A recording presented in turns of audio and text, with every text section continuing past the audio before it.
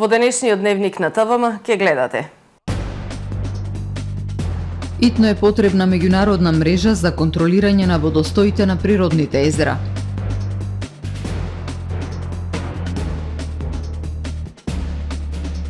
Спортската сала во СРЦ Билјанин извори во правен вакуум.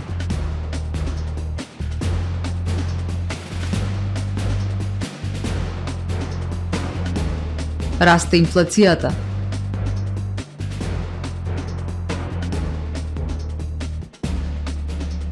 Достигната бројката од 100 единки на европски елен во репродуктивниот центар на Галичица.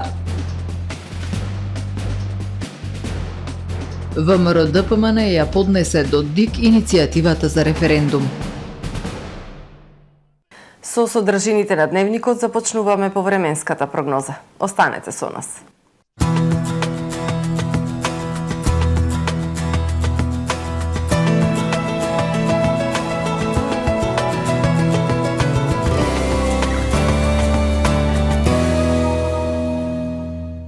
Денес во Охрид имавме претежно сончево и топло време. Максималната дневна температура изнесуваше 25 степени Целзиусови.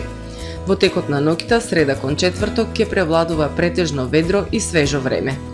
Во четврток во западна, северозападна и во централна Европа ќе превладува нестабилно време со пообилни врнежи од дожд, кои што ќе бидат проследени со засилен ветер. Врнежи од дожд се очекуваат и на север од Апенинскиот полуостров. Во останатите предели од Европа претежно сончево време со локална облачност. На Балканскиот полуостров утре претежно сончево и релативно топло време со појава на локална облачност.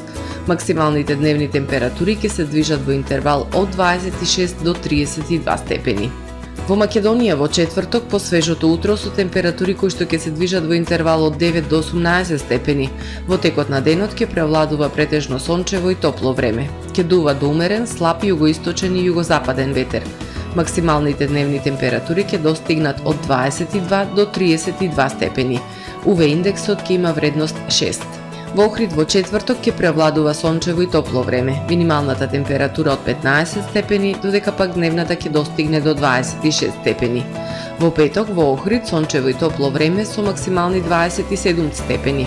Сончево и топло време се очекува и во сабота и недела, кога дневната температура ќе достигне до 28, односно до 25 степени Целзиусови.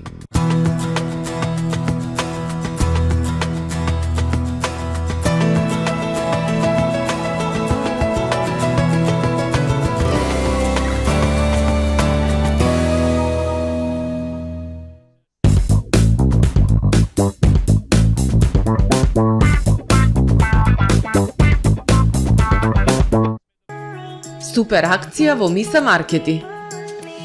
Меглеш лак спреј 250 грама 89 денари. Кикирики пржени 350 грама 49 денари. Мусли 600 грама 169 денари. Семана 1,7 литри 195 денари. Ервик 19 милилитри 155 денари. Илирија шампон 230 грама 89 денари. Пазарете со мерак, ваши Миса Маркети.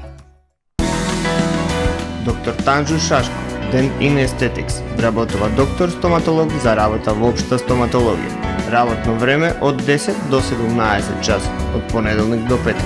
За сите останати услови, јавете се на телефон 046 25 71 50 и 070 24 90 91.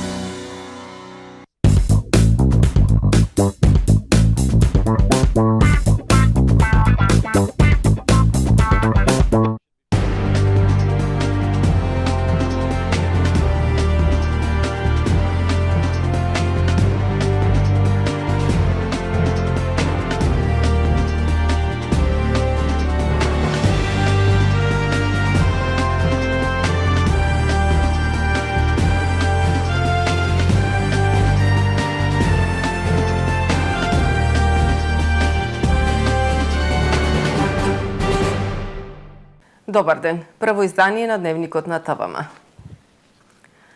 Нивото на Охридското езеро изминатиот месец било за 10 сантиметри под просекот за август.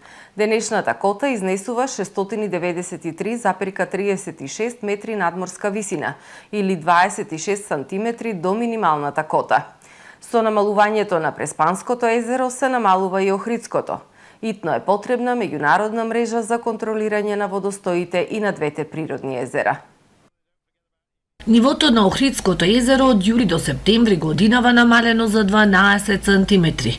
Во споредба со месец јуни, водостојот е намален за 32 сантиметри. Денешната кота изнесува 693,36 метри надморска височина или 26 сантиметри до минималната кота, односно 1 сантиметар пониско од вчера. Според Управата за хидрометеоролошки работи, нивото на езерото е за 10 сантиметри под просекот за август. Еколозите со години алармираат за штетите од осцилациите на најголемото природно езеро во земјава. Со неконтролираните водостои во нашата држава за оваа година во просекот од август и Охридското езеро е пониско од 11 степени, а тоа сугерира и Министерството за животна средина во нивниот годишен извештај, каде што треба да се направи национална мрежа за контрола на водите во Република Македонија. Со намалувањето на Преспанското езеро се намалува и Охридското. Итно е потребна меѓународна мрежа за контролирање на водостоите и на двете природни езера. Со законот кој изгласан од 2019 година со Република Грција и Република Албанија за контрола на искористувањето на водите на Преспанското езеро. Тоа се првите чекори што треба да ги направиме и навистина ја повикувам и локалната самоуправа на Охрид и Министерството за животна средина, владата ја повикувам да застанеме и да ги одбраниме овие природни и културни знаменитости кои се одбележија на нашите градови и на Македонија. Двете природни езера во земјава во светската наука се познати како топ 10 значајни водни басени за опстанок на човештвото. Владата на Република Македонија е собственик на спортската сала Билјанини извори. Објектот го впишала во катастар на свое име без претходно известување до јавното претпријатие. Салата сега е во правен вакуум, иако е изградена со средства на охриѓани. Од изградбата пред повеќе од 2 децении, објектот не бил впишан во катастар и општина Охрид немала имотен лист. Спортската сала на спортско-рекреативниот центар Билјанини извори е во правен вакуум, во собственост е на владата на Република Македонија наместо на општина Охрид. Од изградбата пред 20 на години па се до пред 3 години објектот не бил впишан во катастар со децении и општина Охрид немала имотен лист. Салата е запишана во катастар на име на влада пред неколку години, информира Теодор Андоновски, директор на јавното претпријатие Билјанини извори. Во 2019 година владата ја запишува спортската сала со права на влада на РМ. Меѓутоа тоа е спротивно на закон, бидејќи одобрението тогашно за градба било на спортско-рекреативен центар Билјанини извори. И према тоа таа одлука е незаконска и од локалната самоуправа се беа наследба во влада, е побарано да со сите докази како била градена зградата со чиви одобренија, е побарано во најкус можен рок да се врати спортската сала на јавното претпријатие Билјанини извори. Во спротивно, доколку не ја вратат, ќе бидат преземени правни действија за враќање на салата на општина Охрид и на јавното претпријатие Билјанини извори. Сите обврски течат на име на јавното претпријатие, иако владата е собственик. Јавното претпријатие Билјанини извори ги плаќа сметките за потрошена електрична струја. Спортската сала сега се најде во правен вакуум и јавното претпријатие не може да стопанисува со пропратните објекти, како и да постави фотоволтаици за искористување на сончевата енергија за затоплување. Почнавме проект заедно со градоначалникот и со локалната самоуправа, се договоривме да почнеме проект за поставување на фотоволтаици на спортската сала.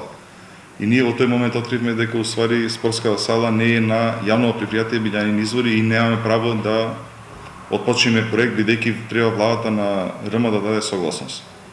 Да, не попречи, да, општина не може да ни издаде дозвола за фотоволтаици. Проектот за поставување на фотоволтаици пак, кој беше најавуван од Агенцијата за млади и спорт, е отфрлен и нема да се реализира. Од јавното предпријатие и општина Охрид очекуваат позитивен одговор од влада и враќање на спортската сала во нивна собственост. Спортската сала Билјанини извори е една од најголемите мултифункционални спортски сали во земјава, отворена во август 1998 година. Во неа во 2008 година се одржа Европско првенство во ракомет за жени. Трошоците на живот во август во однос на јули годинава се зголемени за 1,3%, а цените на мало за 0,6%. Во август годинава пак во однос на истиот месец лани трошоците на живот се зголемени за 16,8%, а цените на мало за 14,2%, објави денеска Државниот завод за статистика. Пораст на индексите на трошоците на животот во август 2022 година во споредба со претходниот месец е забележан кај лебот и житата за 6,4%, свежото и разладеното овошје за 3,8%, млекото за 3,6%, месото за 2,5%, свежиот и разладениот зеленчук, освен компирите и другите коренести плодови за 1,3%, пивото за 1,2%, шеќерот и кондиторските производи за 0,6%, рибата и морските плодови, кафето, чајот, какаото за 0,3%. Во август исто така пораст на индексите на трошоците на живот е забележан и ке услугите за сместување за 27,6%, централното грејење за 14,2%, рестораните, кафулињата и слично за 3%, цврстите горива за домаќинства за 2,8%, патниот патнички транспорт за 2,6%. Намалување на трошоците за животот во август во споредба со јули годинава е забележано кај маслото и маснотиите за 4,1%. Достигнат бројот 100 единки на европски елен во природниот резерват Косто Бачило. Национален парк Галичица планира кон крајот на октомври годинава да се ослободат првите 60 елени во природа. Репродуктивниот центар беше оформен во 2018 година. Активностите на реинтродукција на европскиот елен во рамки на Националниот парк Галичица течат одлично, имајќи го предвид постигнувањето на 100 единки во природниот резерват. Тоа е во рамки на планираната динамика на зголемување, како и напорите за подобрување на заштита, конзервација и управување со заштитеното подрачје, вели Андон Бојаджи, раководител на секторот за заштита на природата. Можеме слободно да се пофалиме дека реинтродукцијата оди добро и дека бројот на единки во репродуктивниот центар на Националниот парк Галичица во локалитетот Косто Бачило сега е преку 100. Ова го постигнавме главно благодарение на несебичното залагање на дел од вработените во паркот, особено оние кои се на преспанскиот дел од паркот. Радува фактот дека постои минимална загуба на европски елен во резерватот и тоа само 2 угинати единки од воспоставување на резерватот, што пак е бројка пониска и од просечно прифатливата загуба од 10%. Се очекува популацијата на европски елен за 10 години во Националниот парк да биде само одржлива. Во меѓувреме ние ќе продолжиме да чуваме матично стадо во рамките на репродуктивниот центар, но одреден број единки секоја година, почнувајќи од годинава, ќе ги пуштаме во дива природа. Ова година, некаде во крајот на октомври, ќе пуштиме 60 единки. Внатре во репродуктивниот центар, како матично стадо, ќе зачуваме 40. Елените се адаптираа на човечкото присуство, што значи останува идејата за воспоставување на наблюдувачници за посетителите да може да го гледаат стадото елени. Со тоа ќе ја постигнеме и споредната цел која имавме да се зголеми атрактивноста на паркот, истакнува Бојаджи. Исто така вели дека намерата е со помош на елените да се обезбеди активно управување со високите планински пасишта, а со цел нивно зачувување за виднина. Охридскиот архив во соработка со општина Охрид и професор Наума Слимовски по повод Охридскиот маратон ќе представи архивски фотографски материјал.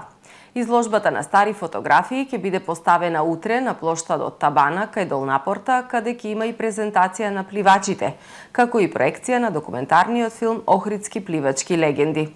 Овие содржини во петок во Центарот за култура Григор Парличев ќе може да ги погледнат децата од основните и средните училишта. Во сабота на градскиот КЕј ќе се одржи работилница со ученици од Средното стручно училиште Свети Кирил и Методи и UNDP на тема Заеднички перспективи младите за Охридското езеро, а ќе настапи и ансамблот Билјана. 35-тото издание на традиционалниот Охридски пливачки маратон ќе се одржи во сабота на 10 септември. Председателот на ВМРО ДПМН Христијан Мицкоски денеска ја поднесе граѓанската иницијатива за одржување референдум за или против договорот за пријателство, добрососедство и соработка со Бугарија.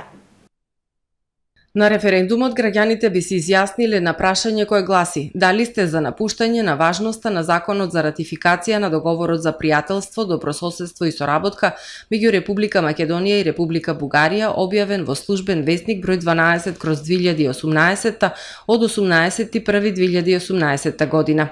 Мицкоски очекува денеска да бидат собрани 100 квалификувани потписи. Списокот со квалификуваните потписи потоа треба да биде одобрен од собранието. За да се распише задолжителен референдум, потребно е да се соберат 150.000 потписи, а за да биде успешен треба да излезат да гласаат над 900.000 граѓани. Прашан дали референдумот значи дека ВМРО ДПМН се откажува од барањето за предвремени избори, Мицкоски изјави дека напротив, референдумот е одлична можност заедно со него да се одржат и предвремени избори. Во продолжение да ги погледнеме и вестите од светот. Во Швајцарија за прекумерно грејење ќе следуваат парични казни, па дури и затвор до 3 години, пишува швајцарски Блик. Во услови на растечка енергетска криза во Европа, Швајцарија планира да преземе мерки против граѓаните кои не ги почитуваат новите правила што се спроведуваат за регулирање на употребата на газ оваа зима. Портпаролот на Федералното министерство за финансии за Блик изјавил дека за непочитување на мерките дневната казна може да биде најмалку 30 швајцарски франци, а максимум 3000 швајцарски франци. Мерките се наведени во Федералниот закон за национално економско снабдување, на кој Федералниот оддел за економски прашања експлицитно се повикува во официјален документ. Согласно мерките, температурата во зградите кои се греат на газ може да биде максимум 19 степени, а на водата најмногу 60 степени. Забрането е грејење на сауни и базени и користење електрични греалки. Кантоните имаат рок до 22 септември да предложат мерки за спроведување на овие прописи. Новата британска премиерка Лиз Трас советување дека ќе ја реши енергетската криза. Таа најавува замрзнување на сметките за струја и газ, како и поостра политика кон Кина. Ќе ги засукам ракавите и ќе ја решам енергетската криза предизвикана од војната на Путин. Оваа недела ќе го решам проблемот со сметките за енергија и ќе го обезбедам идното снабдување, изјави новата британска премиерка. Вредноста на фунтата скокна на берзите по вестите на BBC за замрзнување на сметките за струја и газ во наредните 18 месеци, како и за помош од 40 милиарди фунти за бизнисите. Економската ситуација во Британија на почетокот на мандатот на Лиз Трас се смета за најтешка од Втората светска војна. Таа денес именуваше нови министри во британската влада. При претресот на приватниот имот на Трамп на Флорида на почетокот на август, според судските извештаи, истражителите заплениле преку 11.000 владени документи и фотографии, меѓу кои повеќе од 100 доверливи документи, а дел од нив биле класифицирани како најстрога тајна. Вашингтон Пост известува за таен материјал за нуклеарно оружје за одбрана на друга држава, не наведувајќи за која држава станува збор. Инаку уште во август, кратко по претресот кај Трамп, Вашингтон Пост извести дека Федералната полиција FBI барала тајни документи за атомско оружје, што Трамп тогаш го отфрли како обична лага. Федералниот суд во понеделникот го одобри барањето на поранешниот американски претседател да назначи експерт за преглед на документот запленет од FBI. На секретаријатот за правда му беше наредено и привремено да ја прекине употребата на запленетиот материјал во истрагата. Најмалку 12 лица загинаа, 40 се повредени во пожар во караоке бар во Виетнам. Од повредените 11 се во тешка состојба, се вели во соопштението на официјалната државна агенција. Премиерот на Виетнам му наредил на Министерството за јавна безбедност и провинцијските власти да ги истражат причините за пожарот. Тој исто така им наредил на градовите и провинциите низ југоисточен Виетнам да ги спроведат безбедносните стандарди во објектите каде што има зголемен ризик од појава на пожари, вклучително и караоке баровите кои се многу популарни во оваа држава. Почитувани гледачи, ова е се во Правиот дневник. Ви благодарам за довербата. Пријатно.